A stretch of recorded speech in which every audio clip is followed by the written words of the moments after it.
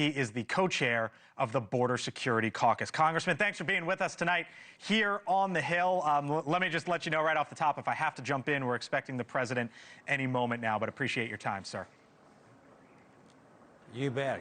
Great to be with you. So you might have heard Ali Bradley there at the border on these weaponized drones, and as Ali reports, it could spill over into the United States.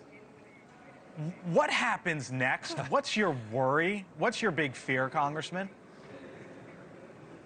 Well, my fear is that the cartels are going to do something very stupid because they're playing with a whole different there's a new cop on the block. President Trump is not President Biden, and he's not going to put up with it. Somebody's going to get hurt real bad, and I have a feeling it's going to wind up being some of these cartels.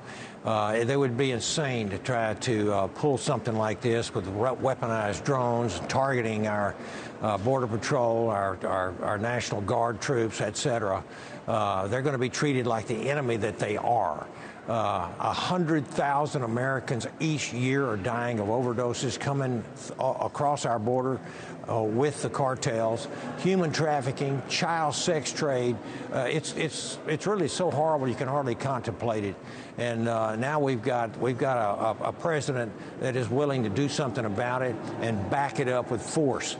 And the first thing he did was to designate these cartels as foreign terrorist organizations. It's about time. Thank you, Mr. President, for doing that.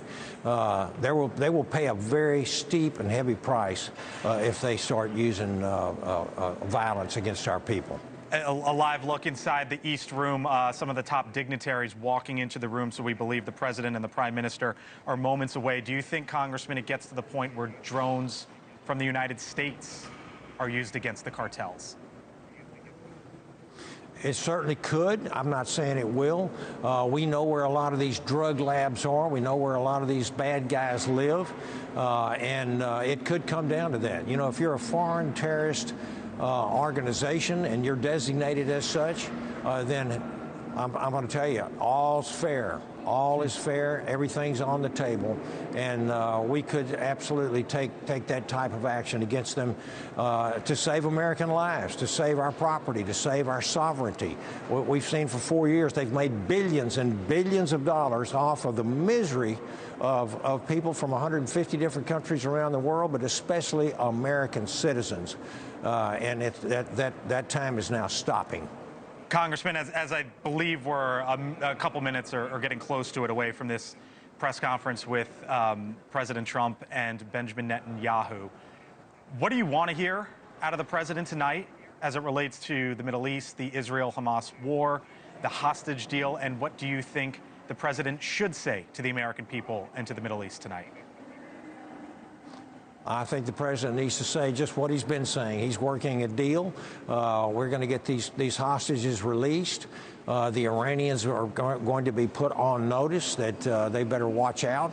Hamas and other proxy fighters for the Iranian regime. I think they know that Netanyahu and Donald Trump they mean business, and we mean to have this thing settled. And so I'm looking forward to hearing those types of conversations when we hear from them in a second. Thank you for watching, and make sure you go to joinnn.com to find NewsNation on your television provider. And don't forget to click the red subscribe button below to get more of NewsNation's fact-driven, unbiased coverage.